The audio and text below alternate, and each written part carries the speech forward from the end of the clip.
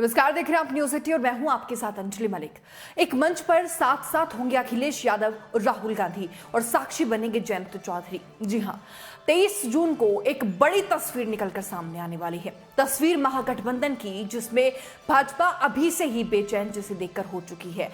24 की पिच पर भाजपा को घेरने के लिए विपक्ष जो रणनीति बना रहा है, उसकी नई तारीख आ गई है। क्योंकि विपक्षी एकता पहले जो बैठक 12 जून को करने वाली थी, अब वो पटना में ही होगी, लेकिन 23 जून को होने वाली है।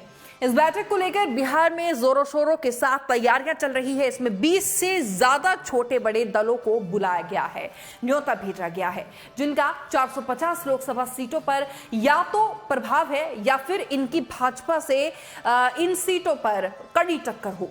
यूपी से इस बैठक में अखिलेश यादव, रालोद मुखिया जयंत चौधरी के शामिल होने की पुख्ता खबर सामने आई है। बिहार में होने वाली इस बैठक की तैयारियों को खुद सीएम नीतीश कुमार जो हैं वो अपनी देखरेख कर रहे हैं, उसमें कमान संभाले हुए हैं। इसमें कई राज्यों के सीएम और कई पार्टियों के मुखिया भी शामिल होने की खबर सामने आई है। यानी कि विपक्ष की रणनीति भाजपा के खिलाफ जो है वो मैदान में उतरने की बन चुकी है और भाजपा को 24 पे धूल चटाने की तैयारी अब विपक्ष कर रहा है। वही इसी के साथ ही विपक्ष की बैठक में मायावती को नहीं बुलाने पर भी सियासत जो है वो अब खूब हो रही है। भाजपा इसे हवा देकर विपक्षी एकता पर खूब सवाल खड़े कर रही है, जबकि जेडीयू इस बात पर यह कहकर तर्क दे रही है कि बसपा केंद्र सरकार के खिलाफ नहीं है, वो हर मोर्चे पर भाजपा के साथ खड़ी है, भाजपा का साथ देती है।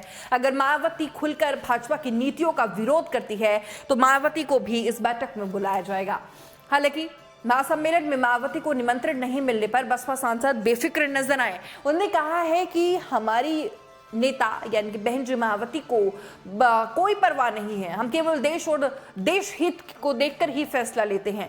कोई हमें बुलाए या ना बुलाए, हमें कोई फर्क नहीं पड़ता। उन्होंने कहा कि आदिवासी और दलित हमारे साथ है, सेंध लगाने की कोशिश करने वाले नाकाम साबित होंगे। कहा कि गठबंधन में जाना भावनाओं का खेल होता है, लेकिन हमारी नेता बहन जी मायावती ने किसी से गठबंधन नहीं करने का ऐलान कर रखा है। दलितों का वोट बैंक भी जो है वो बसपा का ही है। तो यहाँ चंद्रशेखर पर भी वो पलटवार करते हुए नजर आए हैं।